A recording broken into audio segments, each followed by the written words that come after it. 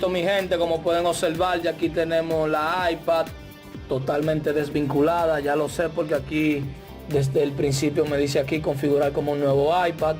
Le damos a continuar, incluso aquí podemos ya hacer la configuración del lugar.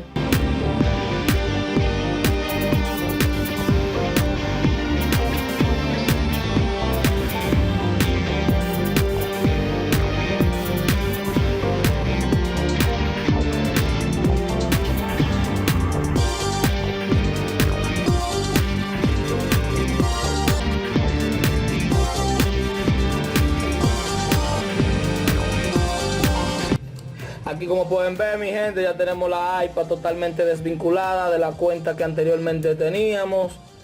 Ya lo saben, si tienes una iPad por allí tirada que crees que no tiene solución, yo tengo la solución a tu problema. Contáctame.